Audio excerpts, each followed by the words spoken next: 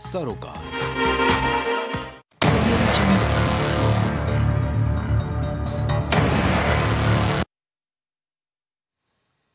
नमस्कार, मैं हूं गौरव श्रीवास्तव। प्राइम डिबेट में आप सभी का बहुत बहुत स्वागत है। इस समय चर्चा केवल 24 चुनाव की चल रही है और सभी लोग इसको लेकर लगातार तैयारियों में लगे हुए हैं। सब चाहते हैं यहाँ चुनाव जीता जाए, सब चाहते हैं सत्ता की सबसे ऊंची कुर्सी पे पहुंचा जाए और रास्ता कहीं ना कहीं उत्तर प्रदेश से होकर ही जाता है, क्योंकि 80 लोकसभा सीटें निर्णायक भूमिका निभाती हैं हमेशा से। और बीजेपी ने पिछली बार भी बेहतर किया और पर उससे बेहतर 14 में किया था। 71 सीटें, उसके बाद 19 की अगर बात करें तो 64 सीटें, सहयोगी मिला के 66 ऊपर। उसके बाद अब यहाँ पर बारी है 24 चुनाव की, जिसको लेकर लगातार चर्चाएं चल रही, जिसको लेकर लगातार बातें चल रही हैं। चर्चाएं ऐसी कि यहाँ पर तमाम तरह के विवाद भी सामने आ जाते हैं, पर विवादों को अगर अलग करेंगे तो यहाँ पर रणनीति लगातार बनती नजर आ रही है। और बीजेपी की अगर बात करें तो बैठकों का दौर यहाँ चलता रहता है, 24x7 वाली पार्टी है और निश्चित रूप से यहाँ पर इस तरह की चर्चाएं चलती रहती है हमेशा की तरह। पर यहाँ पर एक बात और भी है कि इस चुनाव में सबसे महत्वपूर्ण भूमिका ये भी होने वाली है कि इन सीटों पर जहाँ पर हारे हैं उनको कैसे जीता जाए। और यही बीजेपी के लिए फिलहाल एक ऐसी पहेली बन चुकी है जिसको लेकर लगातार बीजेपी सुलझाने में लगी हुई है। आज भी महत्वपूर्ण बैठक थी। महत्वपूर्ण बैठक के दौरान यहाँ पर जो 14 सीटें हारे हैं, हालांकि 2 सीटें यहाँ पर उपचुनाव में जीत गए हैं, पर उसके बावजूद जो सीटें हैं वो रेड जोन में रखी गई हैं। रामपुर की बात कहें और चाहे आजमगढ़ की बात करें, तो यहाँ पर तमाम तरह की बातें जरूर कही जाती हैं, तमाम तरह के यहाँ पर चर्चाएं जरूर होती हैं। पर यहाँ पर सुनील बंसल जो राष्ट्रीय महामंत्री बीजेपी के हैं, उन्होंने आकर यहाँ पर चर्चाएं भी की, स्पष्ट भी किया। और सबसे महत्वपूर्ण बात यहाँ पर यह है कि दायित्व भी यहाँ बताए किस तरह यहाँ सीटें जीती जाएंगी और किस तरह यहाँ पर हमको रणनीति बनानी है। रणनीति बनानी बहुत ज़रूरी है, व्यवस्था करना बहुत ज़रूरी है, क्योंकि बिना व्यवस्था के यहाँ कुछ भी संभव नहीं है। और ऐसी ही कवायद को देखते हुए यहाँ पर कहा गया है कि अभी हाल में ही सरसंघ संचालक यहाँ पर मोहन भागवत भी आए हुए हैं और 4 दिन वो लखनऊ में रहेंगे और इस दौरान वो भी यहाँ पर मंथन करेंगे किस तरह यहाँ पर बेहतर किया जाए, किस तरह यहाँ पर हम बेहतर कर सकते हैं। और दायित्व भी यहाँ सौंपेंगे, मंथन भी होगा, हिंदुत्व को धार भी दी जाएगी और 24 की तैयारियों को पुख्ता भी किया जाएगा। और इन हारी हुई सीटों पर किस तरह व्यवस्था रखनी है, चाहे वो अभी घोसी चुनाव हुआ है, घोसी सीट उपचुनाव में यहाँ पर हार गए हैं और घोसी लोकसभा भी इनके पास नहीं है। आजमगढ़ रामपुर जरूर जीते हैं पर वो भी उपचुनाव में। संभल, मुरादाबाद, नगीना, सहारनपुर, अमरोहा, श्रावस्ती, रायबरेली, तमाम ऐसी सीटें हैं जिन पर अब बीजेपी मेहनत करने जा रही है, मेहनत लगातार कर रही है। पर यहाँ पर अब विशेष नजर है और इन सीटों को रेड जोन में रखा गया है कि किस तरह इन सीटों को जीता जाए। और इसके लिए कवायद शुरू हो गई है, बैठकों का दौर भी शुरू हो गया है। अब हर आने वाले समय में किस तरह यहाँ पर चीज़ें बेहतर होंगी और किस तरह यहाँ पर बीजेपी इन हारी हुई सीटों पर अपनी जीत पाएगी, वो भी महत्वपूर्ण बात है। क्योंकि यहाँ पर 80 सीट जीतने का दावा भी कर रही है और ये भी कह रही है कि अब की बार 400 पार। तो अब की बार 400 पार किस प्रकार होगा, यही आज हमारी डिबेट का विषय भी है। और जो 14 हारी हुई सीटें हैं उसको कैसे जीता जाएगा, ये भी महत्वपूर्ण चर्चा विषय है। और हमारे साथ कुछ ही समय में मेहमान जुड़ने वाले हैं। तब तक मैं आपको यही बात बताना चाहूँगा कि यहाँ पर जो रणनीति है वो केवल और केवल 24 चुनाव ही नहीं, बल्कि ये रणनीति आने वाले तमाम चुनावों को लेकर भी है। क्योंकि अगर लगातार चुनावी मोड में रहने वाली पार्टी बीजेपी कोई चुनाव हारती है तो सबक भी लेती है, चाहे हिमाचल प्रदेश का विधानसभा चुनाव रहा हो, चाहे कर्नाटक का विधानसभा चुनाव रहा हो और चाहे हाल का घोसी उपचुनाव रहा हो। साख दांव पर लगी थी INDIA और NDA। फिलहाल कुछ महत्वपूर्ण बयान सुनते चर्चा को आगे बढ़ाते हैं। मुझे माननीय सरसंघचालक जी के प्रवास की जानकारी नहीं है, लेकिन उनका नियमित प्रवास साल में होता है, उसी प्रक्रिया के तरफ यहाँ उनका प्रवास होगा। जहाँ तक पिछड़े वर्गों का सवाल है, देश के प्रधानमंत्री जी का संकल्प है सबका साथ, सबका विकास और सबका विश्वास। भाजपा सबको साथ लेके चले। हमारे जो प्राथमिकता में है वो समाज के सब वर्ग, सरकार की जितनी भी योजनाएं हैं, हमारे संगठन का भी जो स्वरूप है वो सर्वव्यापी है, सर्वस्पर्शी है। ये लोग समाज में विषमता और टकराव पैदा करके राजनीतिक एजेंडा सेट करना चाहते हैं, लेकिन देश की जनता, 140 करोड़ जनता माननीय प्रधानमंत्री जी के साथ खड़ी। पे बात करने के हमारे साथ मेहमान जुड़ चुके हैं। आप सबको रूबरू करा दूं कि यहाँ पर जो चर्चा है वो यहाँ पर केवल 64 सीटों की नहीं, बल्कि यहाँ चर्चा होनी है हारी हुई सीटों पर कैसे जीता जाए। महत्वपूर्ण चर्चा में से हमारे साथ मेहमान जुड़ चुके हैं। आप सबको रूबरू करा दूं, प्रवक्ता भाजपा से शमसी आजाद अपनी बात रखेंगे, रालोद से आशीष तिवारी अपनी राय देंगे, सुनील अग्रवंशी सुभाषपा से अपनी राय देंगे, कांग्रेस से पंडित राज शर्मा अपनी महत्वपूर्ण राय देंगे, प्रवक्ता सपा से यहाँ पर कपिल श्रीवास्तव अपनी महत्वपूर्ण राय देंगे और यहाँ पर गजेंद्र त्रिपाठी राजनीतिक विशेषज्ञ रूप में अपनी महत्वपूर्ण समीक्षा करते नजर आएंगे। आप सभी का इस कार्यक्रम में बहुत बहुत स्वागत है। तो मेरा पहला सवाल प्रवक्ता भाजपा से शमसी आजाद। शमसी भाई, किस तरह देखते हैं, क्योंकि यहाँ पर अब की बार 400 पार, अब की बार 80 सीट जीतेंगे, दावे तो हो गए, पर दावों के बाद यहाँ जीत कैसे हासिल होगी, कि जीत हासिल करने के लिए यहाँ पर क्या रणनीति होने वाली है, क्योंकि संभल, मुरादाबाद, मैनपुरी जहाँ पर अभी आप हाल में चुनाव हारे हैं, जैसी महत्वपूर्ण सीटों को या जीतेंगे कैसे। और रायबरेली भी आपके लिए बड़ी पहेली है, रायबरेली भी जीतना बड़ी, अरे अमेठी जो आपने जीत लिया, पर रायबरेली भी आपके लिए महत्वपूर्ण चुनौती होने वाली है। और जिस तरह से यहाँ पर INDIA गठबंधन हुआ है, तो यहाँ पर भी आपके लिए चुनौती बढ़ चुकी है। 80 सीटें कैसे जीतेंगे और 14 हारी सीटों पे क्या व्यवस्था बनाई है, क्योंकि यहाँ पर बैठक हो रही, निश्चित रूप से यहाँ पर रणनीति बेहतर होने वाली है, और पर रणनीति के साथ साथ यहाँ पर जो सामने वाली उसकी चुनौती को देखना पड़ता है। राय बताइए। धन्यवाद आपका और पैनल में बैठे हुए सभी लोगों को नमस्कार जी। देखिए, भारतीय जनता पार्टी जो काम पहले कर चुकी है, विपक्ष के लोगों ने अब आंखें खोली, अब उन पर तैयारी शुरू की है। अच्छा।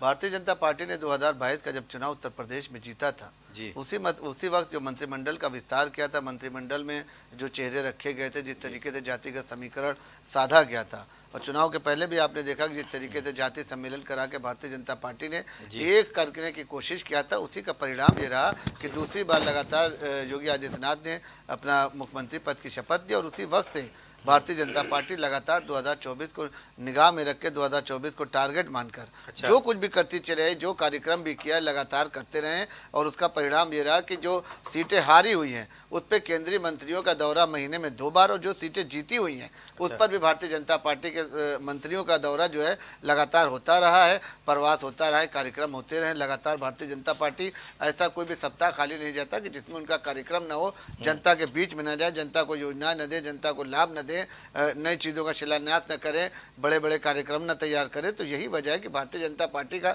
लगातार जनता के बीच में जाने से जो प्यार बढ़ता है, जो विश्वास बढ़ता है, उसका भारतीय जनता पार्टी पूरी तरीके से फायदा उठाती है। और भारतीय जनता पार्टी हर वो काम करती है जो देश हित के लिए होता है, देश के विकास के लिए होता है, जनता जो चाहती है, जनता जो मुद्दा बनाती है। हम विपक्ष के मुद्दों पर ध्यान नहीं देते, बल्कि जनता की जो जरूरत होती है उस पर ध्यान देते, जनता के साथ लगातार बने रहते हैं। उसके बाद भी पार्टी के जो शीर्ष नेता है, चाहे वो जीते हो चाहे हारे, उनका बाकायदा रिपोर्ट कार्ड तैयार किया गया है, कुछ आयु सीमा भी तय की गई है, कुछ नाम भी कटने वाले, कुछ आयु सीमा भी तय की गई है। पूरी बात हो जाए उसमें सारी बात आ जाएगी, एक ही बार में पूरे सारांश बता रहा हूँ। जो सीटें हारी हैं उन पर भी लगातार मंथन हो रहा है, और ऐसा नहीं है कि जो सीटें जीती गई हैं उस पर आंख बंद करके भारतीय जनता पार्टी दोबारा से प्रत्याशी तय करेगी। जीती हुई जो सीटें हैं उसमें भी कम से कम 20 ऐसे सांसद हैं जिनको बदला जाएगा, और हारी हुई सीटों पर ऐसा नहीं है कि जो हार गए उनको दोबारा मौका नहीं दिया जाएगा अगर वो प्रत्याशी सही है, क्योंकि हमने बाकायदा 3 सर्वे कराया है, और तीनों सर्वे में जो प्रत्याशी पूरी तरीके से फिट आए हैं उनको ही भारतीय जनता पार्टी दोबारा मौका देगी।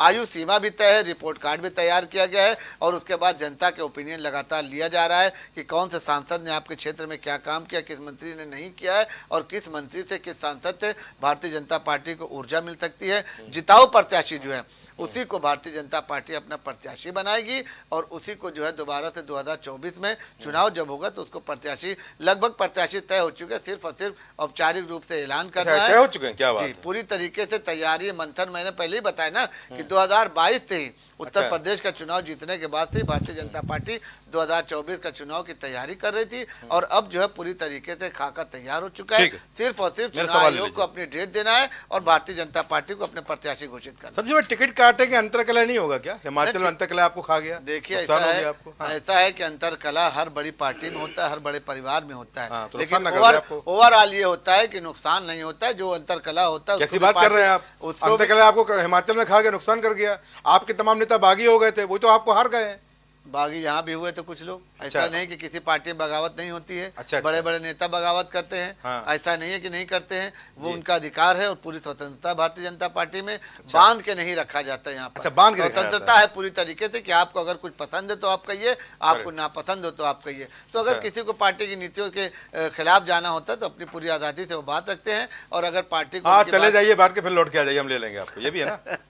नहीं, भाग के नहीं चले, परिवार को छोड़कर कोई जाता नहीं है। अच्छा। यात्रा जरूर करता है, कुछ नया कुछ यात्रा बदलने के लिए, कुछ जो है परिवर्तन लाने के लिए, लेकिन वापस घर में वापस आता है। तो ये भारतीय जनता पार्टी के कार्य। समझ गया मैं किसकी यात्रा की बात कर रहा हूँ। ठीक है, यात्रा करते रहिए, कराते रहिए, बुलाते रहिए। ठीक है, प्रवक्ता सपा कपीस भाई भाई तैयारी पुख्ता हो गई इनकी। कह रहे हैं इस बार 80 सीटें जीतेंगे और अब की बार 400 पार, और 22 से ही तैयारी में लग गए हैं। कह रहे हैं विपक्षी अपनी तैयारी करता रहा, मेरी तैयारी पक्की है। और बोल रहे हैं इस बार जो 14 सीटें हारे थे वो भी जीत जाएंगे, तैयारी पूरी है। और अंतःकलह इस बार होने नहीं वाली, वो होती रहती है। बाकी जो जाते आते रहते हैं उनकी यात्राएं चलती रहती है। अपनी राय बता दीजिए यात्राओं पर भी, और ये जो 14 सीटें जीतने का जो महामंत्र तैयार किया जा रहा है उस पर क्या कहेंगे जी? देखिए, इनका ये शकंतकिया कलाम है। अच्छा। 80 में 80, 400 में 400, अच्छा, 500 में 45, 500 में 45। अच्छा। अरे भाई, वचनम किम धरी। अच्छा, ऐसे ऐसे लोग अहंकार से भर जाते हैं जो 0.2% का वोट नहीं पाते हैं, कहते हैं कि हमने तो इनकी भी सरकार बनवाई थी, हमने उनकी भी सरकार बनवाई। अच्छा। अभी आप देखिएगा,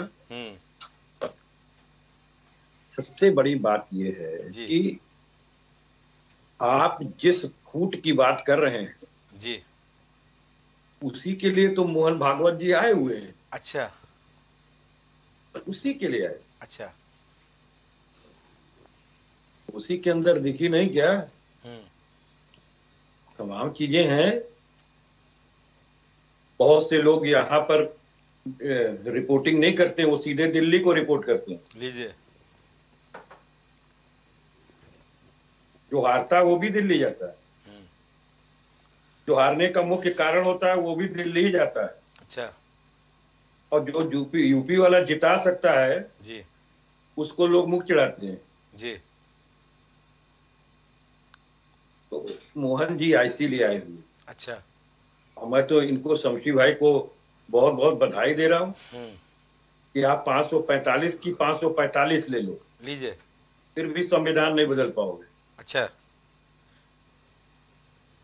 भाई, इनकी तो मंशा वही है कि 1 नेशन 1 सेट। प्रधानमंत्री जी एक सेट के लिए काम कर रहे हैं। अच्छा, 1 नेशन 1 सेट कह रहा हूँ कि आप, अच्छा 1 नेशन 1 सेट, 1 नेशन 1, अच्छा, 1 सेट, अच्छा, 1 सेट। अच्छा, जो 2 सेट थे वो अब 1 सेट में बदल गए। अच्छा। वो सेठ जी नाराज भी हैं, दूसरे वाले। अच्छा। हाँ, अब मैं एक चीज और आपको कह दूं, बता दीजिए। जो इनके 80 में 80 का मंथन चल रहा है, 545 में 546 का मंथन चल रहा है, उसका हस्र क्या होना है ये बता रहे हैं। अच्छा। अगर आत्म मंथन और आत्मचिंतन से, आपकी मीटिंग, आपके बैठकों से सूरज रोज नया उग रहा होता, नया प्रकाशमान हो रहा होता, नई ऊर्जा दे रहा होता तो समझ में आता। कार्य आपने किया ही नहीं। अच्छा, कार्य नहीं किया, नीलबटा सन्नाटा।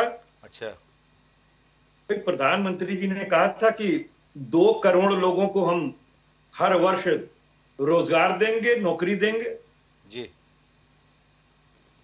यहाँ तो 18 करोड़ लोगों को दे देना चाहिए था।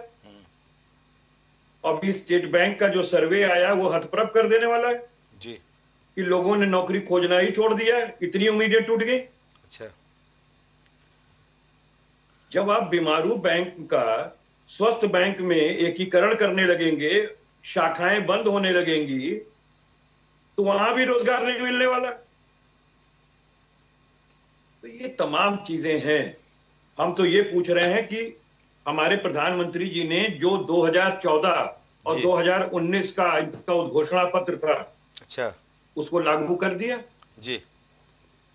क्या बनारस क्योटो बन गया? क्या बुलेट ट्रेन चल रही है? क्या लोगों के पास 15-15 लाख रुपए आ गए? ठीक। क्या इंडिया जो है वो विश्व गुरु बन गया? जी। हाँ, इंडिया एक चीज में विश्व गुरु बना है। अच्छा। पूरे विश्व में सर्वप्रथम। अच्छा। बेरोजगारी सबसे ज्यादा, महंगाई सबसे ज्यादा, और प्रति व्यक्ति आय में अमीर और गरीब की खाई बहुत बढ़ गई। वैसे तो आप कहेंगे कि प्रति व्यक्ति आय बढ़ रही है साहब जी, लेकिन प्रति व्यक्ति आय कैसे निकाली जाती है वो तो लघुत्तम तक की तरह होता है। कपिश भाई, मैं उसमें गौरव भाई की भी कमाई है, मेरी भी कमाई है, और अंबानी की भी कमाई है। जी कपिश भाई, मेरा एक सवाल, जब अमीर में अमीर बढ़ रहे हैं जी और गरीब और ज्यादा गरीब हो रहा है जी, तो पर कैपिटल इनकम तो आपकी उल्टा चल रही है ना भाई। बिल्कुल। और मैं एक चीज पूछता हूँ जी, G20 के लिए हमारे प्रधानमंत्री जी को बहुत बहुत बधाई। भाई भूख के इंडेक्स में आप अपने सरकार को 113वें पोजीशन पे लाके खड़ा कर दिए अपने देश को, और आप सोने की प्लेट बनवा के, चांदी का चम्मच बनवा के, हीरा जड़वा के आप लोगों को क्या खिला रहे हैं? इसको पर्दा डाल रहे हैं। झुग्गी झोपड़ी के आगे हरे रंग का पर्दा लगा देने से झुग्गी झोपड़ी जो है वो ताजमहल में बदल जाएगी।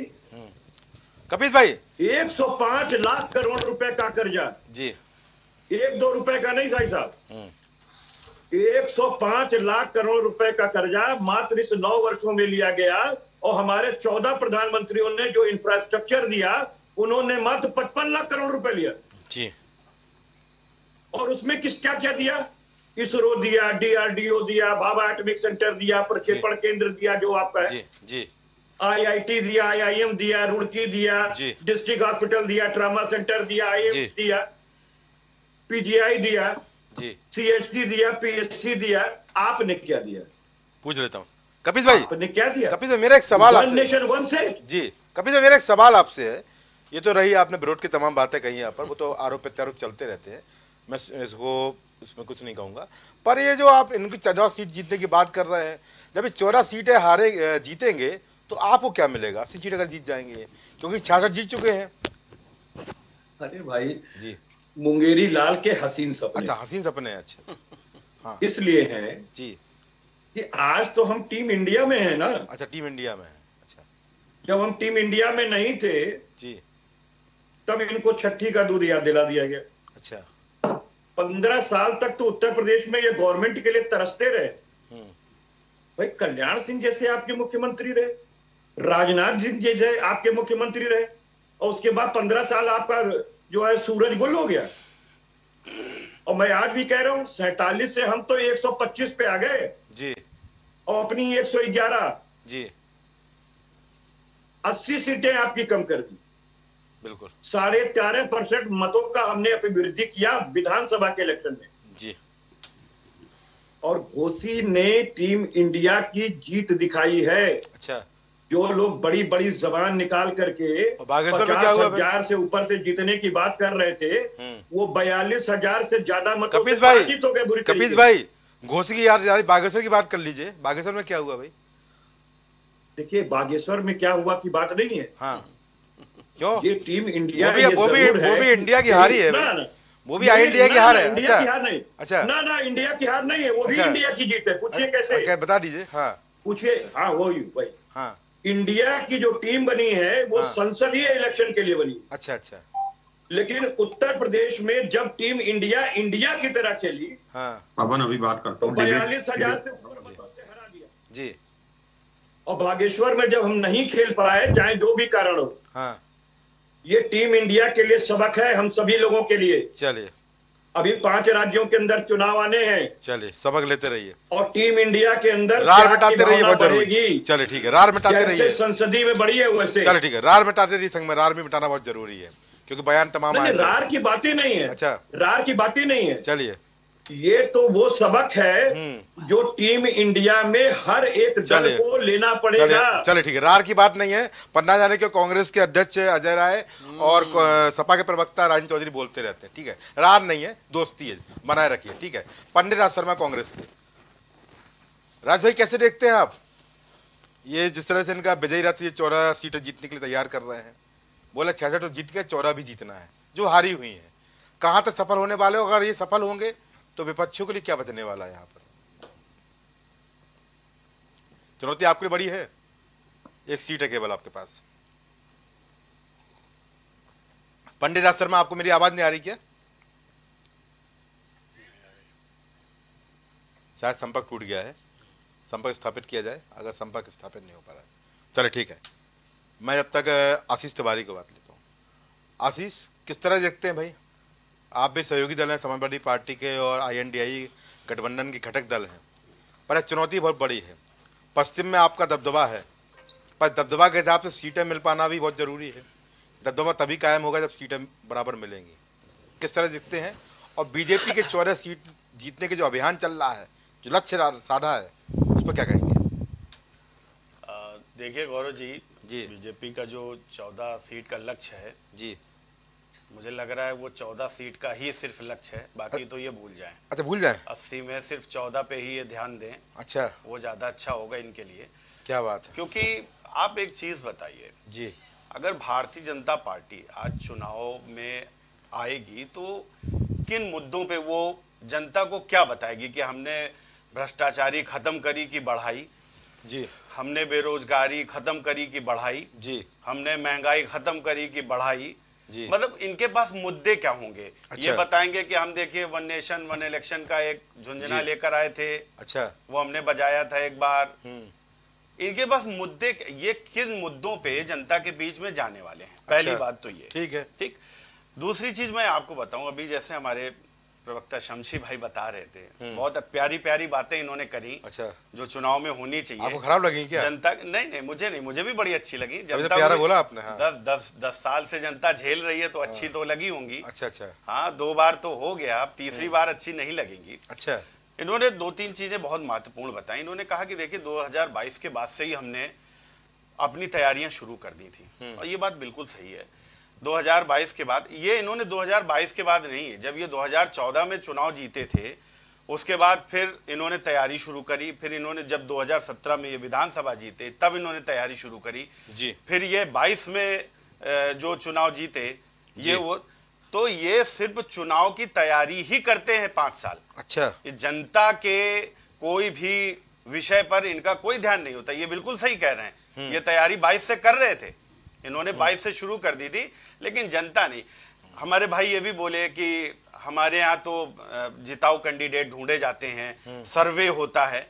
अच्छा, सर्वे कैंडिडेट के ऊपर होता है, अच्छा, जनता की समस्याओं पे नहीं होता है। अच्छा, हाँ, बड़ी वैसी बात है जी। कि सर्वे उस पर कर लेंगे कि कौन जिताऊ कैंडिडेट चाहिए। सुंदर बात है कहीं। इनको जिताऊ मुझे बड़ा अच्छा लगा आपकी बात। कैंडिडेट इनको जिताऊ चाहिए। हाँ। अब वो फिर कैंडिडेट किसी भी दल से आ जाए इनके पास, जिसको ये बोल रहे हो कि ये अपराधी है, ये भ्रष्टाचारी है, ये बेईमान है, लेकिन इनके यहाँ जैसे ही आया तो अगर इनको लगा कि वो जिताऊ है तो फिर वो बहुत अच्छा कैंडिडेट। चलिए ठीक। तो इनके पास जो चीजें हैं भारतीय जनता पार्टी, मुझे नहीं लगता है गौरव भाई कि इनके पास कोई भी मुद्दा है जिसको लेकर ये जनता के पास आज जा सकते हैं। आज तो भाई मेरा सवाल ले लीजिए जी।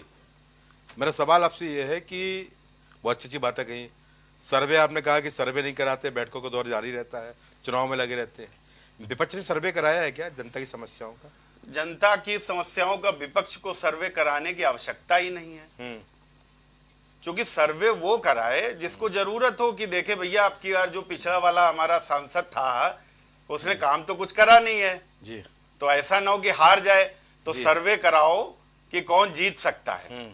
विपक्ष को सर्वे कराने की आवश्यकता नहीं है। अच्छा, क्योंकि विपक्ष को तो इस बार जनता लड़ा रही है। अच्छा, और जनता जो भी विपक्ष की ओर से कैंडिडेट आएगा जनता उसको भारी से भारी मतों से जिताकर भेजने का काम करेगी। अच्छा, सर्वे इनको जरूरत है और इनको करा लेना चाहिए, क्योंकि जीत का जो अंतर है वो थोड़ा कम हो जाए। ठीक है, सर्वे कराते रहिए। हाँ, सर्वे ये करा लें। चलिए आप भी सर्वे कराइए। नहीं, हमको जरूरत नहीं, क्योंकि हम तो जनता हमारा सर्वे करा लीजिए। हमारा जनता सर्वे तो नजर ही नहीं आता ना मुझे, तो हमारा जनता सर्वे कर रही है। भाई मुझे पेपर नजर नहीं आता, थोड़ा कभी कभी। नहीं, मैं बता रहा हूँ कभी कभी नजर आता है। चलिए ठीक है। नहीं, आपको नहीं आता वो अलग बात है। अभी एक महिला आरक्षण भी लेकर आए हैं ये। महिला आरक्षण भी ले आए। समर्थन दिया कि नहीं दिया आपने? नहीं, बिल्कुल हमारी महिला आरक्षण को हम खुशी बोल रहे हैं, ये खुशी से बोल रहे हैं, दुख से बोल रहे हैं? खुशी से बोल रहा हूँ, आरक्षण होना चाहिए, लेकिन आरक्षण के अंदर भी आरक्षण जो होना चाहिए चलिए वो नहीं है, उसका कोई प्रावधान ही लोगों ने नहीं करा। चलो ठीक है, मैं प्रवक्ता कांग्रेस की बात लूंगा। राज भाई, 14 सीट जीतने की तैयारी, और अगर 14 सीट जो हारी जीत लेंगे तो विपक्ष के लिए बचेगा क्या? क्योंकि यहाँ पर तैयारी पुख्ता है, कांग्रेस के पास केवल 1 सीट, और यहाँ पर सीटें मिलने में भी रार है। बयान तो आप सुन ही चुके होंगे, तमाम तरह के बयान आते रहे हैं। हालांकि कपिल भाई स्वीकारेंगे नहीं, घोसी की ये जीत को जरूर जश्न मनाएंगे, पर बागेश्वर पर यहाँ पर कोई नहीं बोलेगा। पर किस तरह यहाँ पर बीजेपी के चुनावी अभियान को रोका जाएगा, विजय रथ को रोका जाएगा? क्योंकि यहाँ पर अब सीधे 80 सीट की बात हो रही है बीजेपी द्वारा, आप कैसे देखते हैं? पंडित शर्मा। गौरव भाई, मैं सबसे पहले बात कह दूं, एक कहावत है, पैनी वॉइस पौंड फुली। क्या बात? ये चवन्नी के चक्कर में रुपया खो देंगे भारतीय जनता पार्टी पर। अच्छा, इनको खुद पता है कि इनकी हालत क्या है। अच्छा, इसमें दो राय नहीं कि सन 2014 में और 17 में इन लोगों को हिंदुस्तान और उत्तर प्रदेश की जनता ने बहुत प्यार से चुना जी, लेकिन मिला क्या जनता? जी, जनता को मिला कि हिंदू की लड़की को रात को 1 बजे जला दी जी। जनता को मिला कि जो लड़कियां सोना लेके आई थी उन्हें पुलिस से पिटवा दिया जी। जनता को मिला कि एक रिक्शे वाला विदेशी औरत को मुख्यमंत्री के 2 किलोमीटर रेंज है उसके निवास से छेड़ देता है। आप क्या बात कर रहे हैं? सारी जनता, अभी मैं सबकी बातें सुन रहा था, बीच में नहीं सुन पाया जी। अभी भारतीय जनता पार्टी वालों का एक सलूका बहुत अच्छा है जी। हम तो 24x7 जी। मैं श्रीमान जी लोगों से कहना चाहता हूं 24x7 चैनल्स बोले तो अच्छा लगता है। अच्छा, आप काम ही नहीं करते जी। आप मुझे बता दीजिए, मैं दावे के संग चैलेंज करता हूं, पहले जब होता था किसी भी जनरल नॉलेज का कोई बच्चा कंपटीशन पेपर देता था, उससे पूछा जाता था वो मंत्री कौन है, फला मंत्री कौन है, वो बता देता था। आज तो भारतीय जनता पार्टी को नहीं पता कि अमित शाह जी को छोड़ के, राजनाथ सिंह को छोड़ के और मोदी जी को छोड़ के इनके कोई एमपी हैं भी, मिनिस्टर जी। सर, क्या जनता देख नहीं रही है?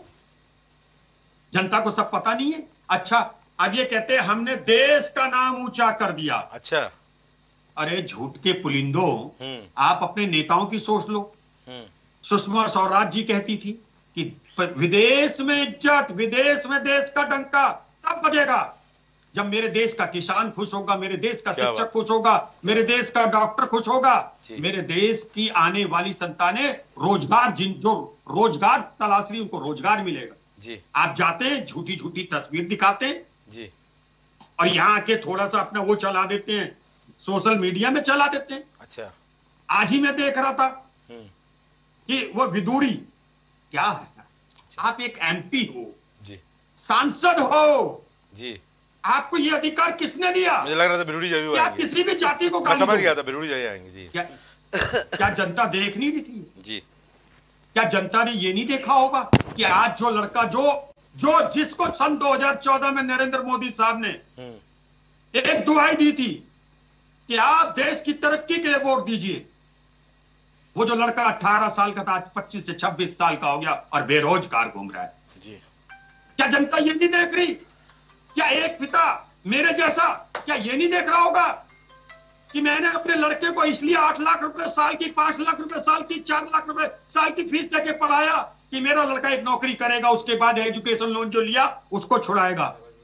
लेकिन अफसोस के संग गौरव भाई, इस भारतीय जनता भारतीय झूठी पार्टी और बेटी जलाओ पार्टी ने बच्चे की हैसियत 12,000 13,000 रुपए तक ला के रखी।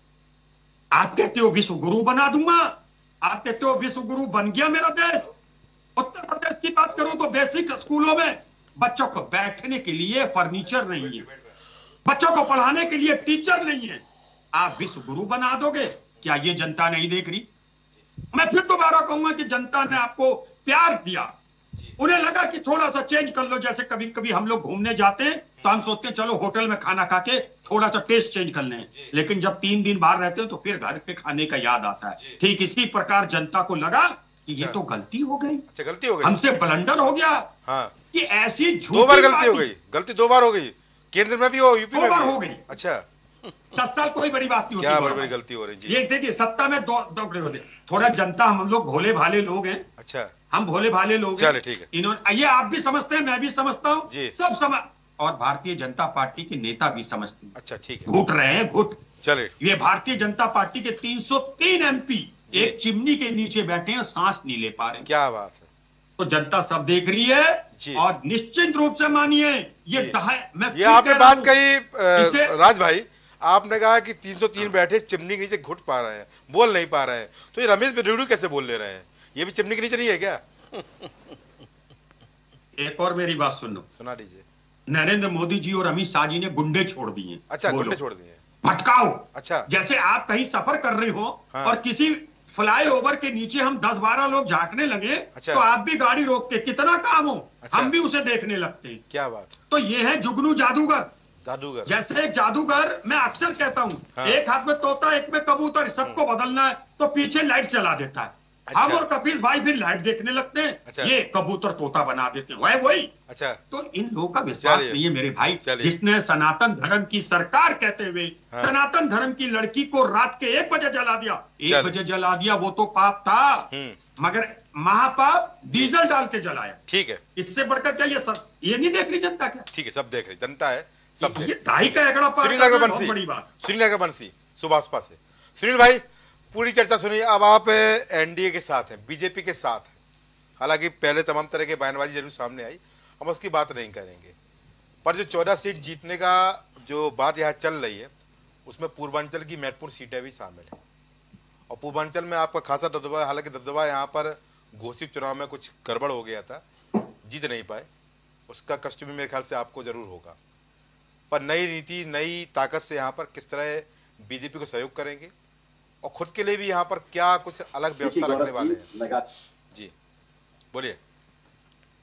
देखिए गौरव जी, सुहेल देव भारतीय समाज पार्टी के राष्ट्रीय अध्यक्ष लगातार कार्यकर्ताओं के माध्यम से और खुद जनता के बीच में रहने का काम करते हैं। रही बात घोसी का चुनाव, बहुत समाजवादी पार्टी और कांग्रेस जो गठबंधन के साथी हैं, वो बहुत प्रफुल्लित हो रहे हैं कि हमने घोसी का चुनाव जीत लिया है, तो सारा चुनाव हम आगे जीतने का काम करें। अच्छा, कुछ मुद्दे ऐसे थे जो हमारे पक्ष में परिणाम नहीं आया, हम उसको स्वीकारने का काम करते हैं। हम वहां पर नहीं जीत पाए, हमने स्वीकारा। अच्छा। मगर उसके बाद हम बैठने वाले में से नहीं है। अच्छा। एनडीए गठबंधन में जो हमारे राष्ट्रीय अध्यक्ष हैं, पूरी मेहनत करके उत्तर प्रदेश में जो 80 सीटें हैं, ये आने वाला समय आप देखिएगा कि किस तरीके से हम लोग इस 80 सीटों पर जीत दिलाने का काम करें। क्या बात है। समाजवादी पार्टी इसलिए बहुत ज्यादा भ्रमित है, मंत्री पद तो मिल नहीं रहा है, अपने टर्न पे राज भाई, अपने टर्न पे प्लीज, मौका दूंगा आपको। हाँ अभी बोल रहे हैं जी, सुन लीजिए कपिल भाई, बहुत धैर्य रखिए। हमने बहुत कपिल भाई नहीं बोले, राज भाई बोले, गठबंधन बोल रहा है, गठबंधन बोल रहा है, काम नहीं किया जी, कपिल भाई नहीं बोले।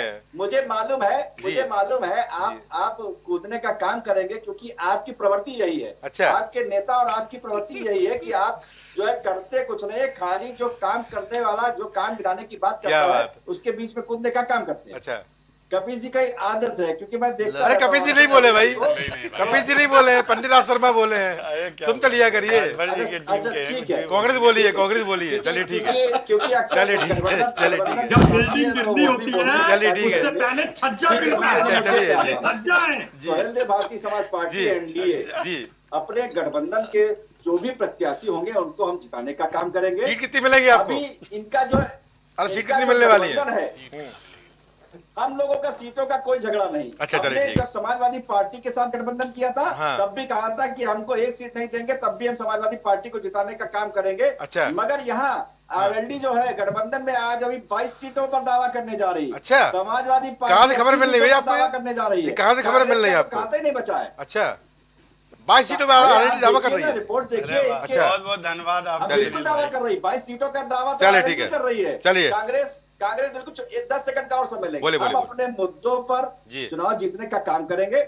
जो एनडीए ने कहा, आपकी बात लूंगा अभी। इन्होंने 50 साल का तो अभी जवाब दिया ही नहीं है। जनता इनसे भी पूछने का काम करेगी कि आप महिलाओं को एक शौचालय तक तो 50 साल में दे नहीं पाए। अच्छा। तो आप क्या देने का काम करेंगे? जनता बहकाने में आने वाली नहीं है। अच्छा। जनता जान चुकी है कि आपने 50 सालों में क्या दिया है और इन 10 सालों में एनडीए की सरकार ने क्या दिया। ठीक है, गजेंद्र भाई, आपकी समीक्षा बाकी है, कर दीजिए, फिर बाकी मेहमानों को लेता हूँ।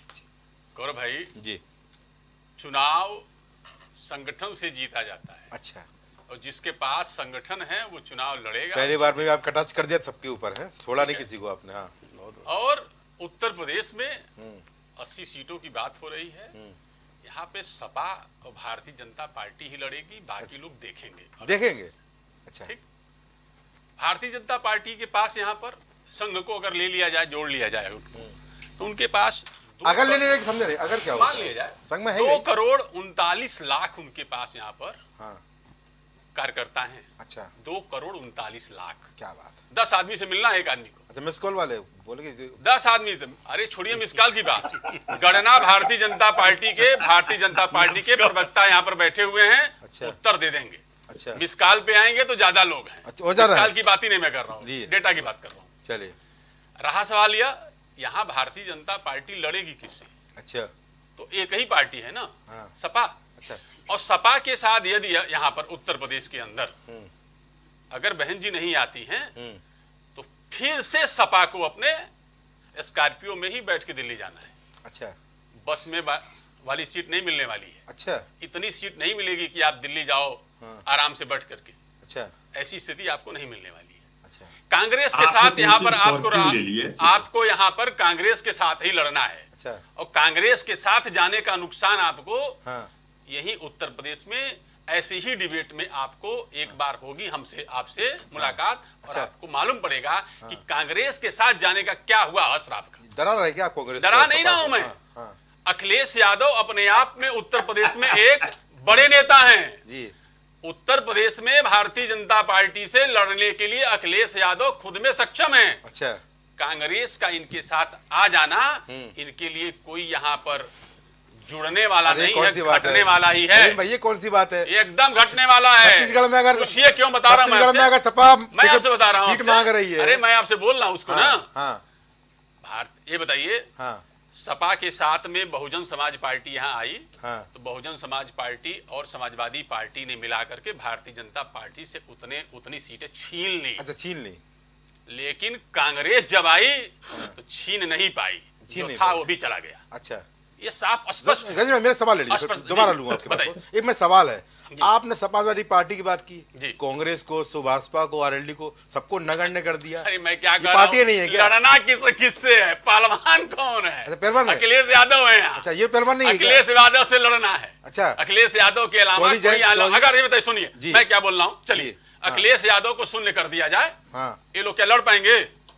कैसी बात कर रहे हैं? फूंक से उड़ेंगे कितने किलोमीटर, अच्छा, ये भी नहीं पता चलेगा कहाँ गए। अच्छा, उत्तर प्रदेश में है कि नहीं है। अच्छा, एक सीट नहीं मिलने वाली इन लोगों को जी, अपने बल पर जी। भारतीय जनता तो पार्टी क्या चाह रहे हैं कि ये जाके अखिलेश यादव के अलावा कोई नेता नहीं है। एनडी चले जाए, एनडी चले जाए, अकेला अखिलेश यादव लड़ेंगे। देखिए वो इंडिया जो भी है ना संगठन, अच्छा, ये लोग नहीं लड़ने वाले। चले, ठीक है। लड़ने के लिए यहाँ पर आएंगे सिर्फ अखिलेश यादव। चल, ठीक है। पहले मैं प्रवक्ता कांग्रेस की बात ले लेता हूँ, फिर शमसी भाई की बात लेता हूँ। राज भाई, आप और कुछ बोल रहे थे सुनील भाई की बात पर, सुनील रघुवंशी, सुभाषपा की बात पर, अब बोल लीजिए आप। हाँ, मैं ये एक बात कह रहा था जी कि पहले तो ये देखा जाए भाई कि राजभर साहब मंत्री बन रहे हैं नहीं बन रहे। आपको क्या दिक्कत है? बन जाएंगे आप मेरे से ही। हाँ। अरे अब सुनिए गौरव भाई, हाँ। मेरे से इन्होंने गठबंधन, एनडीए गठबंधन में शामिल होने से पहले एक चैनल पे इन्हीं के प्रवक्ता ने कहा था जी कि हम नहीं चाहते कि नरेंद्र मोदी जी तीसरी बार प्राइम मिनिस्टर बने। अच्छा, और मुझे याद है उसके चौथे दिन ये शामिल हो गए थे। ये वो नेता है, इस बात को मानिए कि घोसी में जो चुनाव जीते हैं सपा का कैंडिडेट, उसने ये दिखा दिया कि सबसे पहले जो घाटा, जो जिसकी दुकान से माल लुटा, वो है राजभर साहब। अच्छा, राजभर साहब की जो ब्लैकमेलिंग की जो नीति थी, ये कौन सी बात? ब्लैकमेलिंग करते हैं क्या? ब्लैकमेल करते हैं क्या? ये कौन सी बात है भाई? पूरी ब्लैकमेल करते हैं पूरी। अच्छा, और इनके लिए और अभी जो विश्लेषक शायद क्या थे वो बोल रहे थे, हाँ, मैं उनके लिए कह दूं कि जीने का हक इस जमाने में उसी को है जो इधर का लगता रहे उधर का हो जाए। अच्छा, अभी ये भी कंफ्यूज थे। अच्छा, ये भी कंफ्यूज, मगर मैं बहुत खुश हुआ। ये कहीं के नहीं है भाई, ये कहीं के नहीं है जी, कहीं के नहीं है। किस पार्टी से बोलूं मैं? मगर मुझे अच्छा, किस पार्टी से बोलूं गौरव भाई? मुझे अच्छा लगा कि मेरे दोस्त की तारीफ अगर मेरा दुश्मन भी करे जी तो मुझे खुशी होनी चाहिए। अरे मैं आपका दुश्मन नहीं हूँ। सपा ऊंची जाएगी, इंडिया ऊंचा जाएगा। दुश्मन नहीं हूँ। कांग्रेस जी उन्होंने ये नहीं कहा कि तो सपा। और अभी 10 सेकंड हमें दीजिएगा कांग्रेस के प्रवक्ता महोदय को जवाब देने के लिए। बोल लीजिए। मैं ये कहना मैं समझ गया मंत्री पर से आपको मैं मिर्ची लगी है। बताना मैं समझ गया मिर्ची लग गई। बोलिए। बोलिए। अच्छा एक बात है ना, देखिए राज भाई प्लीज अब सुन लीजिए। अब आपने बोला मंत्री पद की बात, तो यहाँ पर अब तो जवाब मिलेगा आपको। सुनील भाई बोलिए।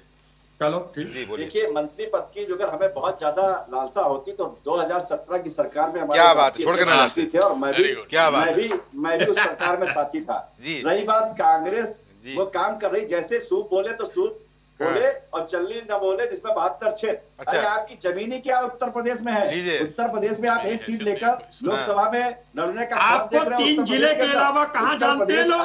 अरे 3 जिले का बात छोड़ो, आप सिर्फ आप लखनऊ से 150 किलोमीटर चल दो तो राजभर नाम का चलने का काम करेंगे। ये तो टीवी का धन्यवाद दो चैनल जो आपके नेता को दिखा देते हैं। ज्यादा अच्छा है।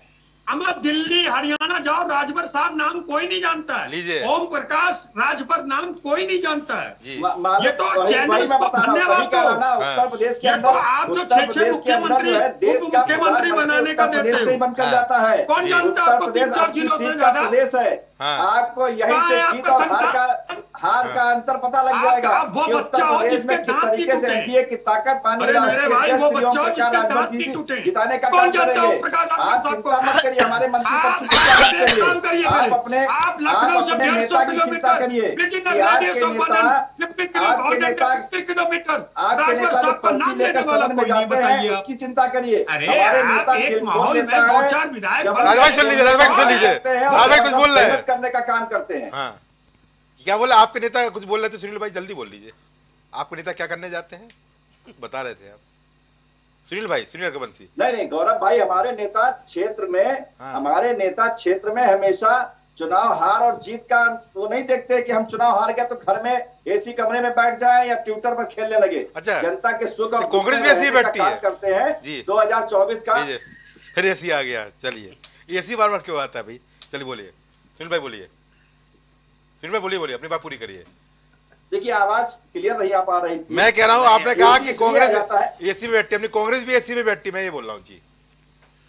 नहीं बिल्कुल, कहाँ कांग्रेस, कहाँ उत्तर प्रदेश में कहाँ है कांग्रेस? वही तो मैं कह रहा हूँ, उनकी जमीन कहाँ है उत्तर प्रदेश में? अच्छा। आप जिस बैसाखी को लेकर चल रहे हैं उसको जनता ने 2022 में किनारे करने का काम कर दिया है। अच्छा। तो 2024 की चिंता मत करिए। 2024 एनडीए गठबंधन बहुत मजबूती से जीतने वाला है। और 2022 में जो हमारे नेता राष्ट्रीय अध्यक्ष जी सपा के साथ में थे, दर्द इनको ये हो गया कि सपा को छोड़कर वो एनडीए गठबंधन में शामिल हो गए। जो उनकी सीटें जीतने वाली थी वो अब हम नहीं जीत रहे, ये समाजवादी पार्टी को तरह। अरे अभी ओम प्रकाश साहब को कह दो कि आपको कर्नाटका में मंत्री बना रहे हैं, आपको हिमाचल में मंत्री बना रहे हैं। मैं दावा करता हूँ ओम प्रकाश राजभर साहब एनडीए से नाता तोड़ लेने जाइए। कभी चिंता मत करिए, मंत्री पद के लालच में है। हमारे नेता ने तो मंत्री पद छुड़ाने का काम किया। अखिलेश यादव चलिए हो गया, बाकी मेहमान भी है। चलिए हो गया। शमसी भाई आप बोल रहे हैं कि यहाँ पर जीतने जा रहे हैं, कपिश भाई बोल रहे हैं मुंगरीवाल के हसीन सपने हैं, राज भाई बोल रहे हैं कुछ होना नहीं है, आपने कुछ किया नहीं है, आशीष तिवारी बोल रहा है कि आपने केवल सपने दिखाए हैं। फिर ये कैसे सीटें जीतेंगे आप? सर्वे करते नहीं है, अपने सांसदों सर्वे आपको खुद पता चला रिपोर्ट कार्ड क्या आ रहा है, जनता की समस्याओं सर्वे करने नहीं जाते हैं, सबको दर्द है। इलाज बताइए भाई। देखिए आपने देख लिया कि बाकी सारे दल आपस में किस तरीके से लड़ रहे हैं। अरे ऐसा मत कहिए, आपके साथ ही है वो जब सुभाषपा वाले, जब सारे लोग लड़ने लगते बताइए हैं उसका फायदा किसी न किसी को होता है। कपिश श्रीवास्तव जी की बात का जवाब हो चाहे पंडित राज शर्मा जी की बात का जवाब हो, इनको अपनी हैसियत खुद पता है। एक वो है कि जिसको अपना परिवार बचाना है और एक वो है कि जिसको अपना स्थापत्य दिखलाना है कि हम भी अभी जिंदा है उत्तर प्रदेश में। अच्छा। कौन जिंदा है, किसको अपना दिखलाना है? तो एक समाजवादी पार्टी है जिसको अपना परिवार बचाना है, जिसको ये दिखाना है कि हम अभी उत्तर प्रदेश में है। छोटी 2024 का चुनाव उनको ये डर लग रहा है कि कहीं ये आखिरी चुनाव ना हो। अच्छा, इसीलिए कभी भाग कर कर्नाटक जाते हैं, कभी भाग कर हैदराबाद जाते हैं, कभी कर्नाटक जाते हैं, कभी मुंबई जाते हैं। नहीं, अरे हमारे ऊपर तो आप आरोप लगाते हैं परिवारवाद का, और आज आप कह रहे हैं कि हमारे पास परिवार नहीं है। मैं तो बता रहा हूँ कि कुछ लोगों ने अपना परिवार लुटा दिया। आपकी भावनाओं का मैं सम्मान करता हूँ, आप बड़े सीनियर, लेकिन आप भी सत्ता से दूर होने के बाद किस तरीके से आपका संतुलन बिगड़ा हुआ है। ये आपके समाजवादी पार्टी के जो राष्ट्रीय अध्यक्ष हैं, जिनके अंदर अहंकार भरा हुआ, जिनको ये पता हो चुका है आज जातिगत जनगणना की बात इसी वजह से कर रहे हैं। जिनको ये लगता था पहले कि अल्पसंख्यक समाज उनके साथ है, उनको लगता था दलित समाज उनके साथ है, उनको लगता था कि पूरा ओबीसी समाज उनके साथ है, लेकिन लगातार हार। उससे तो कम से कम राजनीतिक धर्म ये है कि अब तक अखिलेश यादव को अपने अध्यक्ष पद से इस्तीफा दे देना चाहिए था और कहीं अपना विधायक बनकर जिस तरीके से उसी तरीके से रहना चाहिए था। लेकिन उनकी हठधर्मिता यही है कि उनको राष्ट्रीय अध्यक्ष, अरे नड्डा जी को चुना कि नड्डा जी को दोबारा बनाए कि परिवार के थोड़ी नड्डा जी, नड्डा जी आवाज, पंडित राज शर्मा जी 1 मिनट, अरे आपसे कायदे से बात करें, होश में रह के बात करें, आवाज हमारी भी बहुत तेज है। ये आपका संगठन उत्तर प्रदेश में अगर आपसे पूछा जाए कि आप खुद नहीं बता पाएंगे क्या जा रहा है के बाद, बताइए 5 महासचिव उत्तर प्रदेश में आपके कौन है? आप बताइए उपाध्यक्ष कौन है आपके? आप बताइए कौन है?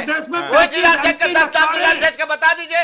अरे आपके पास तो संगठन नहीं है, आप एक सीट रायबरेली सीट के अलावा आपके पास प्रत्याशी भी नहीं है। आप कहाँ बात कर रहे हैं? अच्छा, कांग्रेस पार्टी अगर उत्तर प्रदेश में चुनाव लड़ने की इस वक्त बात करे, जहाँ उनकी स्थिति नहीं चुनाव लड़ने की, पहले बताओ, जहाँ स्थिति नहीं चुनाव लड़ने की, आपको जो है समाजवादी पार्टी की बैसाखी के जरिए चल रहा है, आपको राष्ट्रीय लोकदल की बैसाखी के जरिए चल रहा है, आपको तो सिर्फ ये दिखाना है कि हम उत्तर प्रदेश में चुनाव लड़ रहे हैं, बाइकआउट नहीं कर रहे हैं, लेकिन जनता आपको लगातार हार दे रही। कब तक इस पर मंथन करिए, इस पर मंथन करिए कि कांग्रेस पार्टी और समाजवादी पार्टी लगातार जो हार रही, इस पर मंथन करिए। टीवी पर बोल लेने से, जोर से चिल्ला देने से आपसे ज्यादा तेज आवाज है भारतीय जनता पार्टी कार्यकर्ताओं की, लेकिन सम्मान करती भारतीय जनता पार्टी पैनल पर जब बैठती, क्योंकि चैनल सब आदमी देख रहे हैं, पैनल में जब आदमी बैठता है तो उसी तरीके से दिखलाता है, धर्म दिखलाता है अपना, चिल्ला के ये राज चला गया जब चिल्ला के आप अल्पसंख्यक को दबा देते थे, दलितों को दबा देते थे, वो दौर खत्म हो चुका है। अब हिंदुस्तान का नागरिक, अब भारत का नागरिक जाग चुका है और देश के विकास में अपना हाथ बटाना चाहता है। जिसको राष्ट्रहित में प्यार है, जो देश का विकास चाहता है, वो भारतीय जनता पार्टी के साथ चुनाव लड़ेगा और वही जीतेगा। ये चेहरा छिपेगा नहीं, ये याद रखें। लगातार के ढोंगी हो गए बहुत ज्यादा। नहीं, मैं यही कह रहा हूँ कि जब तक सपा से आपका गठबंधन चल रहा है, जब तक उत्तर प्रदेश में शायद एक आध प्रत्याशी मिल जाए, जहाँ इसने भी आपको किनारे कर लिया, वहाँ आपकी डूबती हुई नाव है, जो छेद लगातार राहुल गांधी उस नाव में करते चले आ रहे हैं, वो पूरी तरीके से समाप्त हो चुका है। चलिए आप बताएं ना, पहले आपने महिला बिल का विरोध किया, फिर आपने समर्थन कर दिया, नई संसद का विरोध किया, कपिल भाई को लूंगा, कल हो गया, समझे मैं दोबारा आऊंगा आपके पास, समझे। कपिल भाई को बोलिए, कपिल भाई कुछ बोल रहे थे, कपिल श्रीवास्तव जी। भाई देखिए, सबसे पहली चीज तो ये बता दें जी, उन लोगों को परिवार से बड़ी तकलीफ होती है, अच्छा, जो अग्नि के फेरे लेने के बाद भी अपने परिवार को तज देते हैं। अच्छा, दूसरे का परिवार बसाएंगे कहां, सब उजाड़ देंगे। अच्छा, और समाज शास्त्र को भी किनारे कर देंगे। अच्छा, क्योंकि समाज में परिवार जो है वो समाज की सबसे छोटी इकाई होती है। बिल्कुल है, वहीं से देश का गठन होता है। जी, जो व्यक्ति जी बोल लेके आगे छुपा के दूसरी बीवी तो नहीं रखता। जी, कपिल भाई बोलिए। जी, मैं दूसरी बात कह दूं जी, कि देखिए, भारतीय जनता पार्टी के पास कोई एजेंडा नहीं। अच्छा, कोई एजेंडा नहीं है ना, कोई नहीं, क्योंकि उन्होंने घोषणा पत्र। क्या आपको लगता है कि किसान जो है वो डबल हो गया इनकम? अच्छा, क्या आपको लगता है कि बनारस कोयटो बन गया? जी, क्या आपको लगता है कि बुलेट ट्रेन की 1 फीट भी रेल बिछ गई? जी, बताइए। क्या आपको लगता है कि हम विश्व अरे जनता के बीच में जाके बताइए ना। आपको लगता है जनता के बीच में जाइए, जो है बता के उन्हें जनता को सब पता है, सब पता है, तभी तो आपकी हालत है। सब पता है, तभी तो आपकी हालत ये है। नहीं, आप दोनों भाइयों का प्यार मैं यही देख रहा हूँ। आप दोनों भाइयों को मैं चेहरे पर निराशा देख रहा हूँ, लगातार हार देख रहा हूँ। इसी वजह से देखो चेहरे को।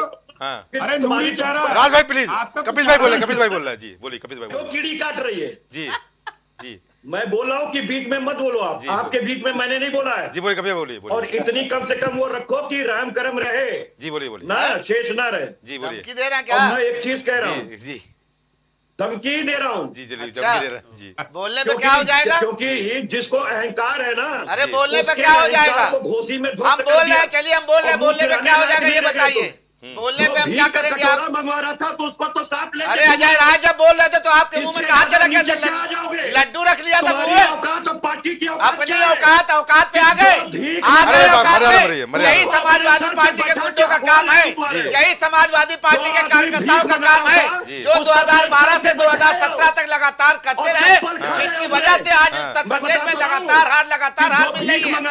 अपनी गुंडागर्दी यहाँ न दिखलाइए, जनता के बीच में जाइए, जनता के मतदान का सम्मान करिए, जनता के मुद्दों के साथ रहिए। टीवी चैनल पर चिल्लाने से कुछ नहीं हो जाएगा। चले हो गया, बीपी न बढ़ जाए कहीं आपका। चले ठीक है, बीपी पट पड़ जाए, चले ठीक है।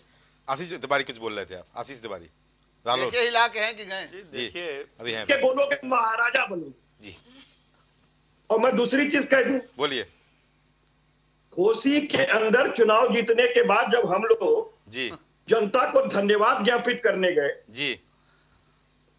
तो एक बात तो पता चला अच्छा कि ओम प्रकाश राजभर जी जो हैं 1-2 जिलों से निकल करके हाँ वो भारत में अब जानने पहचाने गए। अच्छा बस सिर्फ अंतर इतना है कि वो मंत्री नहीं बन पा रहे हैं। बहुत दर्द है भाई आप लोगों को, भाई राज भाई को दर्द है, आपको दर्द है भाई, ये बहुत दर्द है जी। मंत्री बनवा के तब लेंगे आप लोग। हाँ इन्हें बना दो, हम तो योगी जी से भी कह रहे हैं। का नाम बताना शिवपाल सिंह ने भी कहा है। अच्छा जनता कह रही है, बड़ा कंफ्यूज है अच्छा कि वो अपने पिताजी का नाम नहीं बता पा रहे, अच्छा इसलिए वो मंत्री नहीं बन पा रहे। क्योंकि अमित शाह जी को भेज रहे थे, अच्छा मोदी जी को भेज रहे थे, अच्छा योगी जी को तो भीख का कटोरा थमा रहे थे। अरे इसीलिए कपिल जी कह रहा हूँ, शिवपाल यादव जी कहते थे चोर चक्कों की पार्टी है समाजवादी पार्टी, विरोधी पार्टी है, आपको शर्म करनी चाहिए। आप चोर चक्कों की पार्टी में है, आपको शर्म आनी चाहिए। पार्टी में रहने की जरूरत नहीं है आपको, आपको चोर चक्कों की पार्टी में रहने की जरूरत नहीं है। आप सब भ्रांत व्यक्ति है। शिवपाल यादव जी कहा करते थे चोर चक्कों की पार्टी। ये बात हम तो नहीं कहे जी भाई, ये बात तो हमने नहीं कहा ना जी। ये तो ओम प्रकाश राजभर जी ने स्वयं कहा था जी। अमित शाह जी को गुजरात भेज रहे थे, प्रधानमंत्री जी को भेज रहे थे, भीख मंगवा रहे थे। हाँ। योगी आदित्यनाथ को उनकी औकात दिखा रहे थे जी। और घोसी की जनता ने आपको आपकी औकात दिखा दी। अच्छा योगी ने भी दिखा दिया औकात। संत और महंत को औकात दिखा रहा हो, उसकी औकात तो दिखाई दिया उन्होंने। अच्छा चलिए ठीक है। अब जो है मंत्री पद में ये पिताजी का नाम नहीं बता पा रहे हैं। चलिए ठीक मैं भाई शमसी आजाद साहब, हाँ जी, अरे बिना पिता के नाम के नहीं बना सकते हो क्या आप मंत्री? ये कौन सी बात है भाई? अरे भाई लीजिए जी, ये कौन सी बात है? ये बताइए, मुझे समझ में नहीं आता है, मुझे समझ में नहीं आता है कि सुभाषपा को आप लोग ऐसी बड़ा इंटरेस्ट है, वो आप लोग उनके मंत्री बनने में बड़ा इंटरेस्ट है। ये इंटरेस्ट क्या कहलाता है भाई, बता दीजिए कपिल भाई। गौरव भाई जी, मेरे पास केवल 30 सेकंड है, बोल दीजिए। मैं एक बात कह रहा हूं जी कि राजभर साहब इतना बोलते हैं, क्या घोसी के बच्चों की आवाज, क्या जो अन्य लोग पूछ रहे हैं कि आप मंत्री बन रहे हैं, मेरे पिताजी का नाम नहीं लिखवा पा रहे हैं, तो भरोसा हो गया आपको? बता दीजिए पिताजी का नाम क्या है। ऑफिस में फिर न शुरू हो जाइएगा कि ठीक है ठीक है। चलिए सुनील भाई जल्दी जवाब दीजिए आप। सुनील भाई फिर मैं आशीष तिवारी को लेता हूं। देखिए जल्दी बोलिए। देखिए ऐसा है ना, कपीश जी इसलिए परेशान है, वो मंत्री हमारे पद की चिंता ना करें। अच्छा। मंत्री बनाने की उनकी औकात नहीं, और कलेजा थाम के रखे, हमारे नेताजी ने कहा है। अच्छा। चिंता मत करिए, क्योंकि काम करने वालों की वैल्यू होती है। आपने उस समय जब हमारा हाथ पकड़ा था, तो आपको 47 से 125 पे आप ही लेके आए, क्या बात नहीं किया था। अच्छा आप ही लेके आए, पता है कपिल भाई ये लेके आए थे भाई, ताकत है। आप लोग भूल गए क्या ताकत है हमारे नेता की। तो चिंता मत करिए, मंत्री पद का लालच हमारे नेता को नहीं है, और मंत्री पद भी मिलेगा। कपिल भाई आपको लेने की जरूरत नहीं है। आपको आप 47 से 111 पे लेके आए, आप भूल गए। करिए, जिनको कहा करते थे कि ये बीजेपी के एजेंट हैं, शिवपाल यादव को ही अखिलेश यादव बीजेपी का एजेंट बताते थे। आप उनकी चिंता करने का काम। चलिए आशीष तिवारी की बात लूंगा, फिर पंजाब शर्मा को लूंगा। आशीष भाई जल्दी बोलिए। देखिए गौरव भाई, जल्दी क्या 2 मिनट देते हो, उसमें भी जल्दी बोलिए, समय कम है। देखिए ऐसा है, मैं आपको बताऊं जी, है क्या कि हमारा मुद्दा अक्सर भटक जाता है। अच्छा भटका नहीं पड़ा, मुद्दे पर है हम लोग, मुद्दे पर है। वो तो आरोप, राजनीति ऐसी है, पर्सनल नहीं जाना चाहिए, राजनीति ऐसी, क्या कहूंगा। मैं आपको बताऊं कि मैं मुद्दे की बात करता हूं कि सबका साथ सबका विकास कहने वाली सरकार जो ये जुमला देकर आई थी, अच्छा उसके बाद अभी महिला आरक्षण का बात हुई, उसमें ये ओबीसी अल्पसंख्यक और आदिवासियों को भूल गए, अच्छा, उनके लिए कुछ कर नहीं पाए। अच्छा, मैं बताऊं कि चुनावी माहौल जो तैयार हो रहा है, देखिए माननीय राहुल गांधी जी ने अभी एक भारत जोड़ो यात्रा करी थी और उस यात्रा का इतना जबरदस्त प्रभाव है कि पश्चिम से लेके पूरब तक और उत्तर से लेके दक्षिण तक आज पूरे देश का माहौल बदल गया है। यूपी में 2 जिले में आए थे केवल? नहीं, अब देखिए ना, 2 जिले यूपी आए थे ना, हाँ। वो प्रदेश सारे प्रदेशों में गए, अच्छा, ठीक है ना। तो उनकी जो इतनी यात्रा 3000 किलोमीटर ज्यादा वो चले हैं, अच्छा, तो मैं आपको बताऊं कि एक देश का माहौल बदला है। अच्छा अच्छा अच्छा, जो 10 साल से हम लोग जिस चीजों को झेल रहे थे, अच्छा, तो झेल रहे थे, हाँ बिल्कुल झेल रहे थे। अच्छा, वही बात मैं बोलूंगा, महंगाई, भ्रष्टाचार, अच्छा अच्छा, ये सारी चीजें। तो मैं आपको ये बोलना चाहता हूँ कि वो उनकी यात्रा के बाद में देश का एक जो माहौल बदला है, अच्छा, आने वाले 2024 में आपको इसका परिणाम भी दिखाई देगा। ठीक। और मैं अपने भाई गजेंद्र त्रिपाठी को, अभी जैसे इन्होंने बोला, आप लोग हल्का ले लिया आप लोगों को, हाँ, कि यहाँ पर सिर्फ सपा का और भाजपा की लड़ाई, एक्चुअली सपा और भाजपा की लड़ाई नहीं, क्योंकि अब हमारे तो गठबंधन बन चुके हैं। अच्छा, एक एनडीए गठबंधन है, एक एनडीए गठबंधन है, तो अब जो लड़ाई है वो गठबंधनों की हो गई है। तो अब जो सपा है वही कांग्रेस है, वही हम हैं। अच्छा, हमारी एक टीम है भाई, 38 दल वर्सेस 28 दल है। अच्छा, हमारे पास 28 दल हैं और भारतीय जनता पार्टी के पास में 38 दल है। अच्छा अच्छा, तो जैसे मैं इनसे ये रिक्वेस्ट करूंगा कि चूंकि ये विश्लेषक हैं, तो विश्लेषक जो होता है वो वाइज्ड नहीं होता है। अच्छा, तो इन्होंने बीजेपी वाइस है क्या? थोड़ा सा वाइज्ड इनका मुझे लगा, इसलिए। अच्छा, आपको हल्का ले लिया तो वाइस हो गए? नहीं, आप जो खीर और दूध का बयान देते ले लिया, वो क्या था भाई? मुझे हल्का लेने में नहीं, मुझे कष्ट ये है। चलिए, आप सभी का इस कार्यक्रम में जुड़ने के बहुत धन्यवाद। तो चर्चा बड़ी महत्वपूर्ण थी, चर्चा यहाँ पर समीक्षा भी बेहतर हुई, और समीक्षा के दौरान यहाँ पर यह भी कहा गया है कि विशेषज्ञ ने समीक्षा यहाँ पर बेहतर नहीं की, पर विशेषज्ञ ने यहाँ पर वही चीज बताई जो सबके सामने है। विधानसभा चुनाव में, 17 चुनाव में, 22 चुनाव में, 19 चुनाव में, तो सबके सामने नजर आई कि बीजेपी को अगर उत्तर प्रदेश में कुछ चुनौती दे सकता है तो समाजवादी पार्टी है। यहाँ पर INDIA जो गठबंधन है, उसके घटक दलों को कितनी सीटें मिलती हैं, वो कितना असर दिखाते हैं और कितना बीजेपी के सामने चुनौती पेश करते हैं, ये आने वाला वक्त बताएगा। पर यहाँ पर शब्दों से दिक्कत नहीं होनी चाहिए, कि शब्द बताते हैं कि आपको मेहनत कहाँ करनी है, चुनौती देनी है, उसके लिए मेहनत करिए। अगर सर्वे निकालना है और जनता का वोट पाना है, जनता का जनाधार पाना है, तो उसके लिए संघर्ष करना भी बहुत जरूरी है।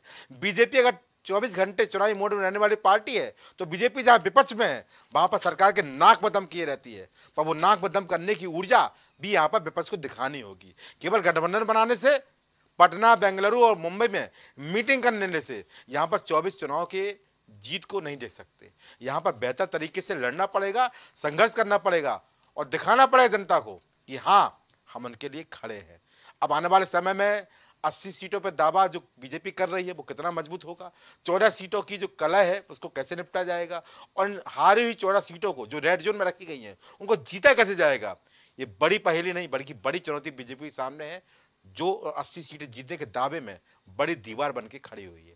अब दीवार को कौन ढाएगा, कैसे ढाएगा, ये समय बताएगा। पर एक बात स्पष्ट है कि अगर उत्तर प्रदेश की सीटें जीतकर सत्ता बनानी है तो यहाँ पर चुनाव लड़ना होगा, संघर्ष करना होगा, सत्ता पक्ष को भी, विपक्ष को भी। बात कितनी भी करिए, जनता के लिए संघर्ष करिए और चलते रहिए। नमस्कार।